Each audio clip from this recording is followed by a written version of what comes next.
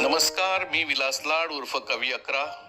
आज आपणास 1 मे कामगार दिन व महाराष्ट्र दिनाच्या हार्दिक शुभेच्छा देतो व त्यानिमित्ताने मी आपल्या सुंदर शरीरावर लिहिलेली कविता सादर करतो. कवितेचं नाव आहे सुंदर शरीर.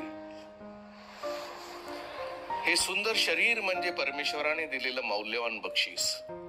हे सुंदर शरीर म्हणजे परमेश्वराने दिलेलं मौल्यवान बक्षीस. ते जपून ठेवायचे की केराच्या टोपलीत टाकायचे हे प्रत्येकाने ठरवायचे. हे सुंदर शरीर म्हणजे परमेश्वराने दिलेलं मौल्यवान बक्षीस.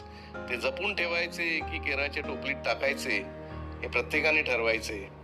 दारू पिऊन लिव्हर फोडायचा की सतत सिगरेट फुकत छाती जाळायची.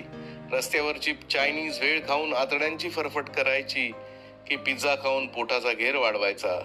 शरीर म्हणजे आत्म्याचं मंदिर होय. शरीर म्हणजे आत्म्याचं मंदिर होय, धान्याचं कोठार नव्हे.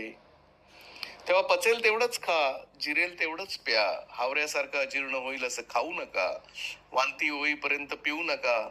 उगाच शरीराला त्रास देऊ नका आणि रोज व्यायाम करणे टाळू नका. शरीरास असावा सात्विक भोजनाचा आधार. शरीरास असावा सात्विक भोजनाचा आधार. टाळावा औषधांचा भार.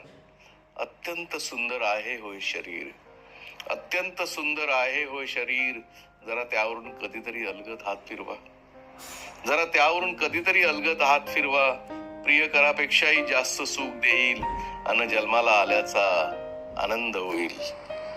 जन्माला आल्याचा आनंद होईल. कवी 11, विलास लाड.